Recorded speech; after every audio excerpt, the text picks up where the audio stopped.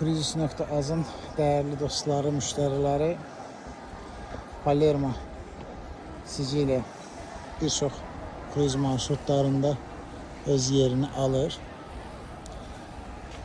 Çok maraqlı ve güzel bir şehirdi.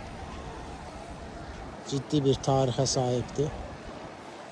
Port şehri, deməli, Port şehre çok yakındı, həddindən artıq və piyada mesafesinde demək olar ki, şehrin bütün en güzel ve en tarihi qədimi yerlerini rahatlıkla gezebilirsiniz. Hal-hazırda Palermo'nun katedralının yukarı üst mertebesindeyik, çatısında. Buradan şehre çok güzel bir manzara açılır. Geldiğinizde çatılara çıkmak için, bütün yerleri gezmek için biletler ayrıdır.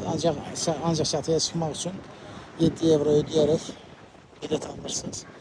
Ve bu şekilde çatı hissesine çıkıp bütün şehri çok rahatlıkla seyredebilirsiniz. Çok güzel bir yerdi. Həddindən artıq. İster mimarisiyle, ister yerli yemekleriyle, insanları çok istiqanlıdır. Bir İtalyan qonaqpərvərliyi özünü burada gösterir. Kifayət qədər kompaktdır. Birçok yeri yaxınlıqda piyada şekilde hatta gezebilirsiniz. Merkezden çıktıkta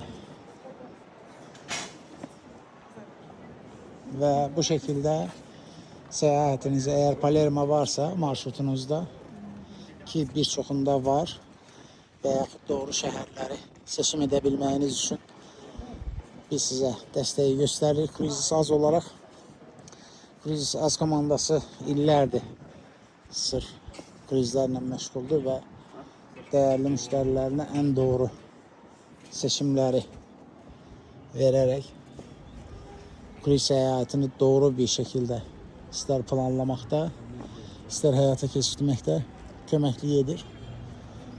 Bu şekilde hatta yani ne derecede yakın olduğunu da burada görürsünüz. Costa Smeralda'nın emblemi. Onun da yanında Messi var. Ve biz de hal-hazırda da katedralın çatısındayız ki bütün şehir demək olar ki ayaklar altındadır. Bu şekilde seyahatinizi en güzel formada hayata geçirebilirsiniz. Söhbət sırf Palermo'dan gelir. Bu şekilde həddindən artıq güzel bir cruise seyahati hayata geçirirsiniz.